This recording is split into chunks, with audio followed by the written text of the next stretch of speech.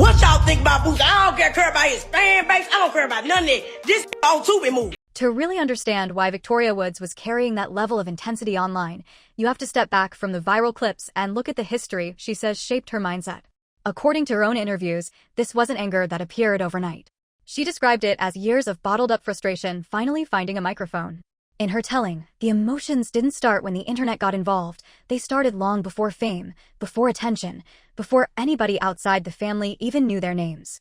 She explained that the tension traces back to their upbringing in Memphis, where she says life was defined by struggle and scarcity. Growing up in a large household with many siblings meant resources had to stretch farther than they realistically could.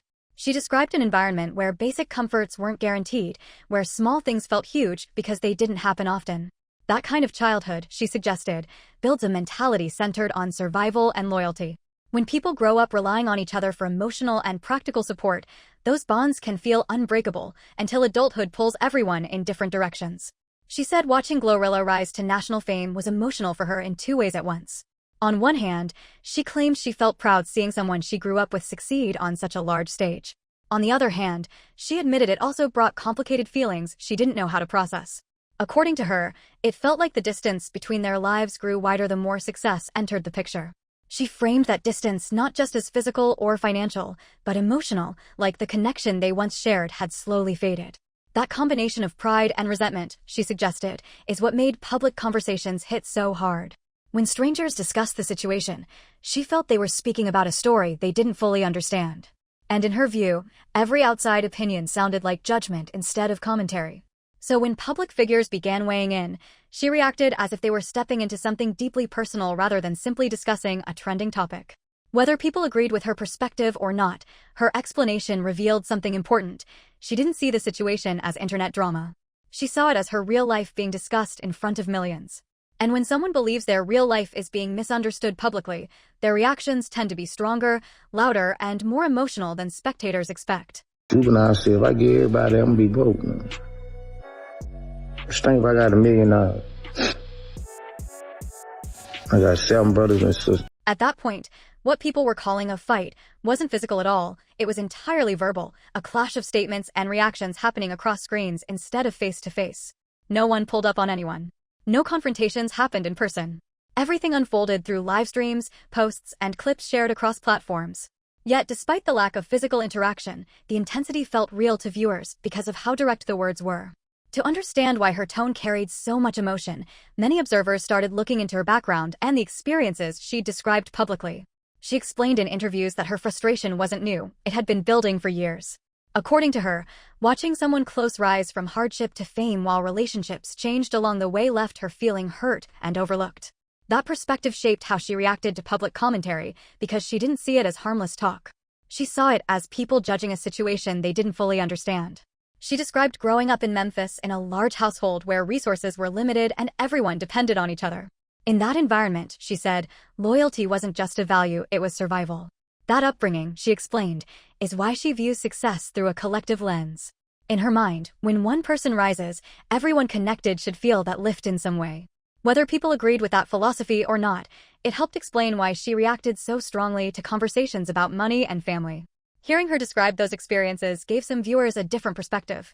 Instead of seeing her as simply argumentative, they began seeing her as someone speaking from unresolved pain. Others remained skeptical, saying personal history didn't justify public callouts. But regardless of which side people took, her story added depth to the situation.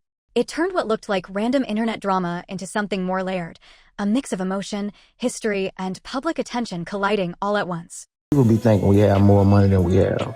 Every artist who got 50 million ain't got 50 million. Every artist you think got 100 million ain't got 100 million. According to her, that shared struggle created a kind of unspoken pact among siblings. No matter how hard things got, they would always have each other's backs. She described childhood moments where they joked together despite being hungry, turning hardship into humor just to keep spirits up. In her view, those experiences weren't just memories, they were promises. Promises that if one of them ever made it out of those circumstances, nobody else would be left behind. That belief forms the backbone of her perspective today. She said when one person rises from a difficult environment into wealth or fame, it shouldn't be seen as an individual victory alone.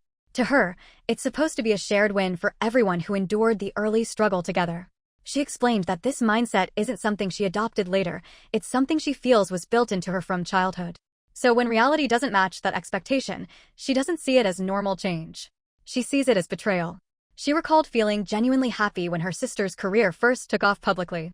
She said she congratulated her and felt proud watching her gain recognition. But she also claimed that communication between them became limited afterward. She described trying to reach out and realizing contact information had changed without her being informed. Moments like that, she said, made her feel cut off from someone she once spoke to regularly. Whether those experiences happened exactly as she described or not, they shaped how she interpreted later events. To her, each unanswered message or missed invitation felt like confirmation that distance had replaced closeness. And once that belief settled in, it influenced how she responded to everything that followed, especially public discussions about their relationship.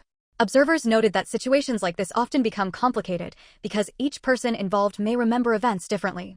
What one person sees as distance, another might see as privacy. What one interprets as exclusion, another might see as boundaries. But on social media, nuance rarely gets equal attention. Usually, the loudest or most emotional version of events becomes the one people remember. I'm not siding with Glow or Blow because that's a family situation. I don't know what happened. I ain't getting no family business. She went even further when describing how difficult things were financially growing up. At one point she said that meals served in detention facilities sounded better than what she sometimes had access to at home. That statement shocked listeners, not just because of what it implied, but because of how casually she said it. To her, it wasn't exaggeration. It was simply her way of describing how limited resources were during certain periods of her childhood. She talked about how their father worked consistently yet still struggled to support such a large household. According to her account, income stretched thin across many children meant there was rarely enough left over for comfort.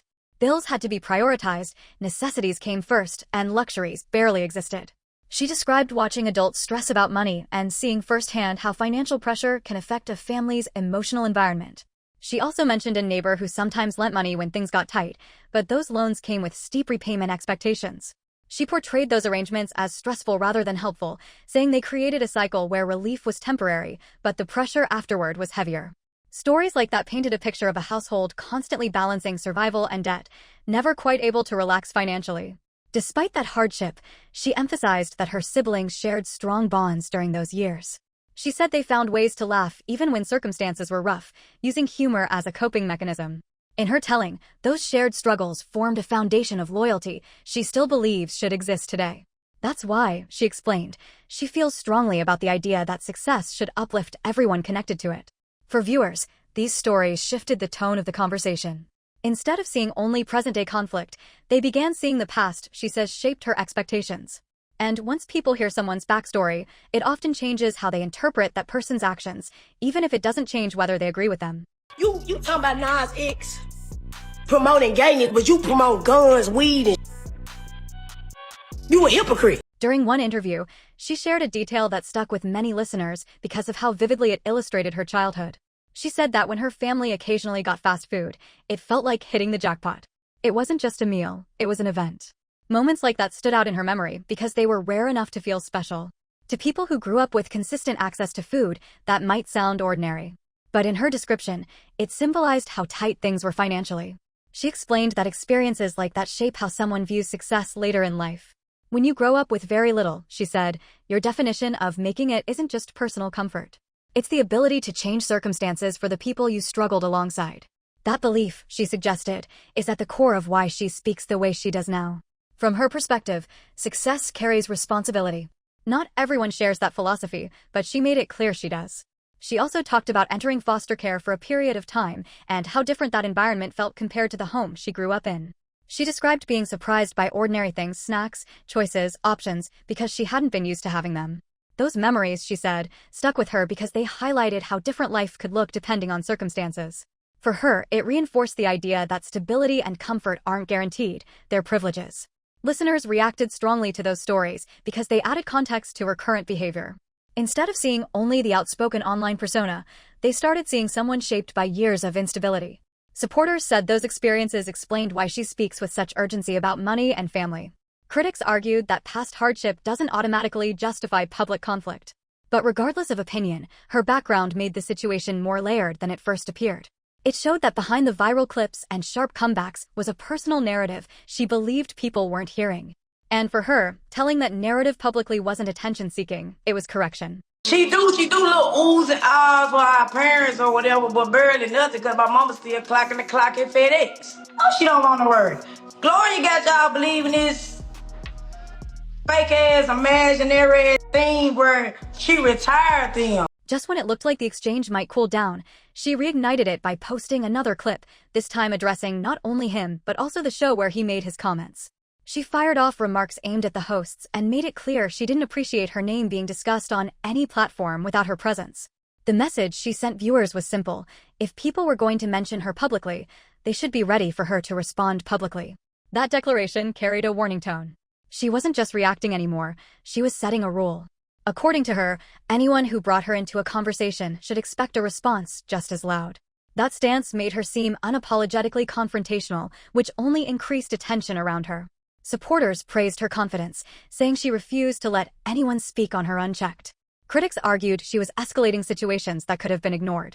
Either way, the statement reinforced her online persona: outspoken, direct, and unwilling to stay silent. And personas like that tend to attract attention quickly, especially during viral controversies. Commentary channels began analyzing her delivery, body language, and wording, treating each clip like it was part of a larger unfolding storyline.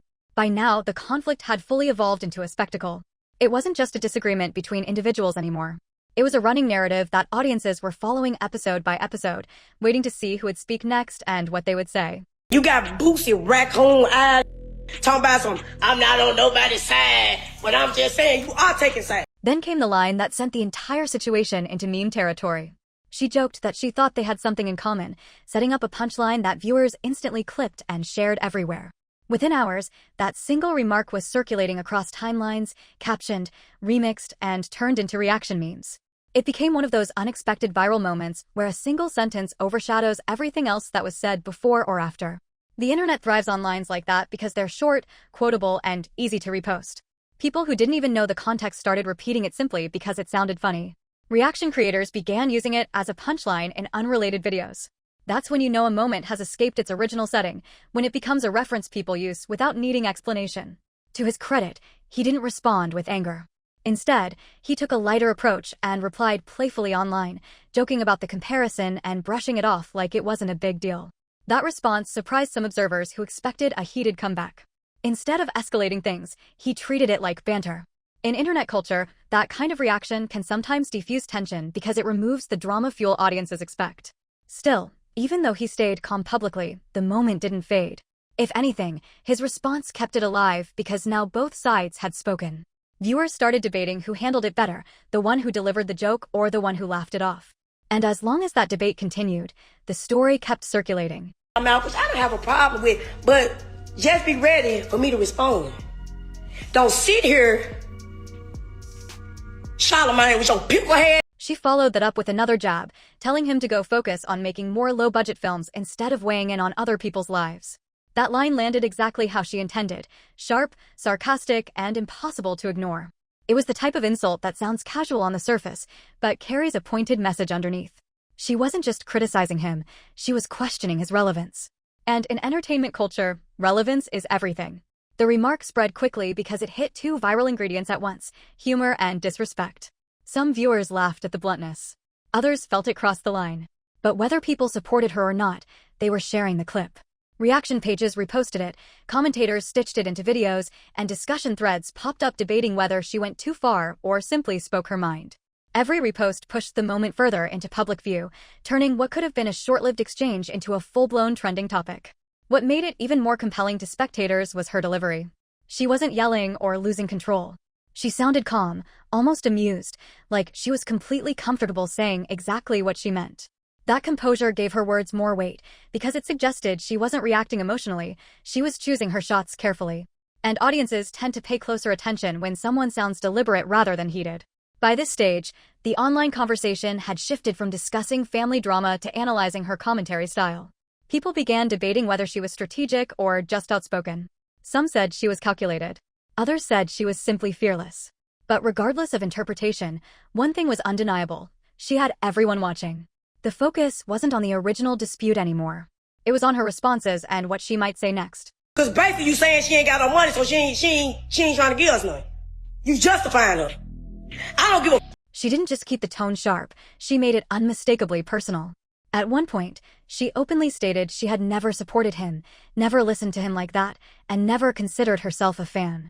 That kind of statement shifted the entire atmosphere of the situation. What might have sounded like a reaction in the heat of the moment suddenly felt more like a long-held opinion finally being spoken out loud. Viewers started realizing this wasn't simply frustration over a single comment.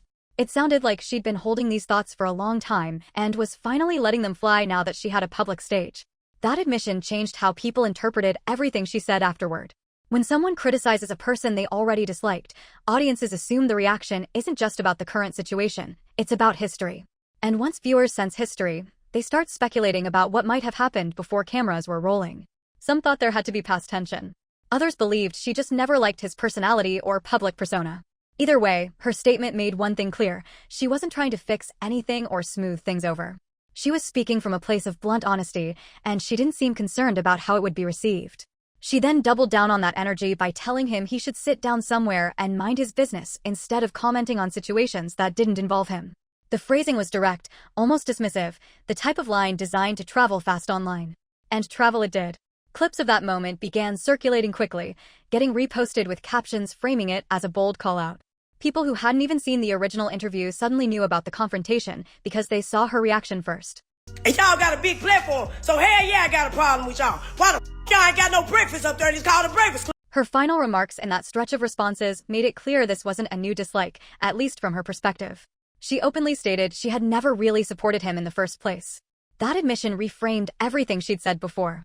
Instead of sounding like someone reacting suddenly, she now sounded like someone revealing long-held opinions that had finally found a reason to come out. That detail mattered because it changed how viewers interpreted her tone. If she never liked him to begin with, then her reaction wasn't just about the interview clip. It was about pre-existing feelings. And once audiences realized that, they started looking back at her earlier statements differently, analyzing them for hints of underlying resentment. She followed that up by telling him he should sit down somewhere and focus on making more films instead of commenting on situations he wasn't involved in. The phrasing was blunt, dismissive, and intentionally provocative, the kind of line designed to be quoted and reposted. And that's exactly what happened. Within hours, screenshots of her comments were circulating across multiple platforms, each repost adding more attention to the feud. At this point, the situation had fully transformed. It wasn't a misunderstanding anymore. It wasn't even just an argument. It was a viral confrontation with spectators, commentators, and reaction channels all chiming in. People who hadn't even seen the original interview were now forming opinions based solely on clips of her responses. And once a conflict reaches that level of visibility, it rarely cools down quickly. Usually, that's the moment when things either explode even further or someone fires back. And I already don't like you anyway, Boosie, because you know why? You don't like gays. You don't like gays. Nah, it's Alright, so boom. The entire situation really detonated the moment Victoria Woods decided she wasn't about to let comments slide from Boosie Badazz. The reaction wasn't subtle, it wasn't measured, and it definitely wasn't quiet. It was loud, direct, and explosive, like someone finally uncorking bottled frustration that had been sitting under pressure for years. The internet didn't just watch it unfold, it froze and stared. She publicly called him washed up, labeled him a hypocrite, and made it clear she felt he had absolutely no right inserting himself into anything connected to the ongoing GloRilla family conflict. And just like that, what could have been a passing opinion turned into a full-blown verbal showdown. The spark that lit the fuse came after Boosie appeared on The Breakfast Club, where he spoke about the pressure artists face once they become successful and relatives start expecting financial support. Now, to be fair, he didn't single out anyone directly or declare allegiance to either side of the dispute. In fact, he repeatedly emphasized he wasn't choosing teams. He framed his comments as general life experience, explaining how fame often creates unrealistic expectations among extended family members who assume success automatically means unlimited money. But intention and interpretation are two very different things, and Victoria heard his words through a completely different lens. To her, it didn't matter that he said he was neutral. What mattered was how it sounded. In her view, his statements felt like indirect validation of GloRilla's actions, almost like he was giving a public stamp of approval to the idea that artists don't owe relatives anything. That perception alone was enough to trigger her response. And once she started talking, she didn't hold back. She spoke like someone who had been waiting for the right target and finally saw one step into range. What made it even more intense was Boosie's reputation. He's known for speaking bluntly, rarely filtering his opinions, and saying things others might hesitate to say out loud. That trait is exactly why people listen to him, but it's also why his words often spark backlash. This time, though, he didn't just spark conversation. He ignited confrontation. Within hours, clips circulated everywhere. Reaction channels picked sides. Comment sections filled with arguments.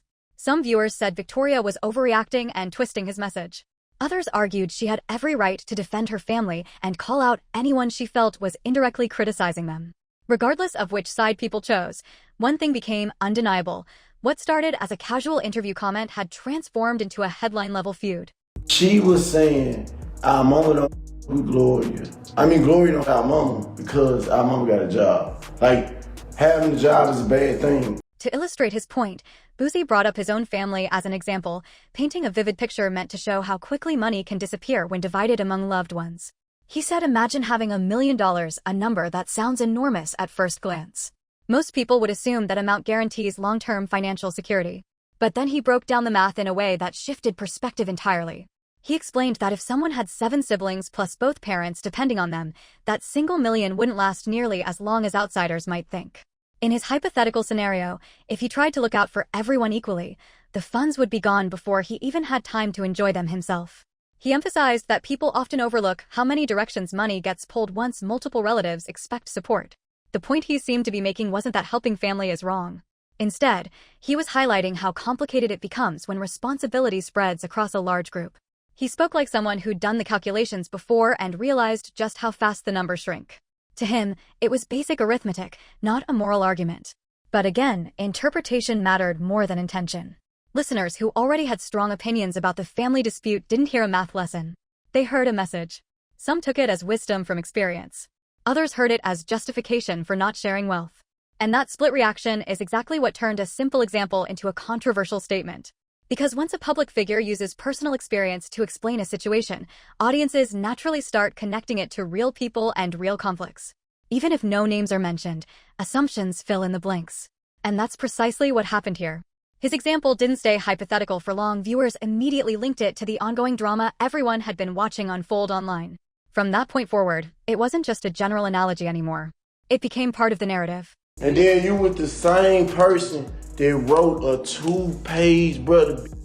This time you made you do 2 years in prison. Throughout the interview, Boosie kept repeating one key point. He wasn't trying to get involved in anyone's personal family business. He said it more than once, almost like he knew how easily his words could be misinterpreted once they left the studio. He stressed that he wasn't defending anybody, wasn't attacking anybody, and definitely wasn't trying to become part of someone else's conflict. In his mind, he was simply sharing perspective, not picking sides. But repetition didn't protect him from backlash. In fact, for some viewers, hearing him insist he wasn't involved actually made them feel like he was more involved than he claimed. That's the strange dynamic of public commentary. The more someone clarifies neutrality, the more suspicious certain audiences become. And that suspicion is exactly what reached Victoria. She didn't hear neutrality. She heard implication. To her, his explanation sounded like subtle support for her sister's choices. Whether that was his intention or not didn't matter anymore. What mattered was how it landed. And once she decided his words crossed a line, she responded with the kind of intensity that instantly pulls attention. The situation escalated because both perspectives existed at the same time. From Boosie's viewpoint, he had done nothing but speak generally. From Victoria's viewpoint, he had just publicly backed a narrative she strongly opposed. Neither interpretation canceled the other out, they simply collided. That collision is what turned a short interview segment into viral conflict. One person thought he was offering wisdom. Another thought he was throwing shade.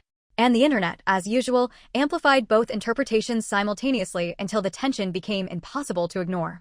The stage was officially set. The misunderstanding had taken root. And once that happened, the back and forth wasn't a question of if it would explode, only when. I went to foster care and I seen like it was kind of like a normal. And I'm like, they were like my foster mom would be like, go and get you some snacks. What? Boosie tried to make it clear from the start that he wasn't attacking anyone personally. He framed his take as a broader observation about how money changes relationships, especially within families. Sitting there during the interview, he explained that when artists start earning serious income, people around them often assume the cash flow is endless. According to him, that assumption couldn't be further from reality. He stressed that what outsiders imagine doesn't always match what's actually sitting in someone's bank account. He described it like this: fans and relatives alike tend to picture rappers swimming in millions at all times, but they rarely factor in expenses, taxes, management cuts, label percentages, travel costs, and the countless hidden fees that eat away at earnings. In his eyes, the public sees gross income, not net reality. That misunderstanding, he suggested, is where most conflicts begin. People expect generosity on a scale that might not even be financially possible. From his tone, it sounded less like gossip and more like a cautionary explanation. He wasn't laughing or mocking anyone. He spoke like someone who'd lived through the pressure personally and knew exactly how quickly expectations can spiral. He insisted he was simply keeping it real, laying out how situations like this tend to unfold behind the scenes. He even repeated that he wasn't writing for either party involved in the viral family dispute. His stance, at least from his perspective, was neutral commentary, not criticism. But neutrality doesn't always translate that way once clips hit social media. Online audiences rarely hear full context, they hear sound bites. And in those short clips, nuance disappears. To many listeners, his words sounded less like general advice and more like subtle defense. That difference in perception is what shifted everything. Because while Boosie believed he was speaking broadly about industry realities, Victoria interpreted it as something much more pointed. To her, it sounded like he was indirectly siding against her argument. And once that idea settled in her mind, there was no walking it back.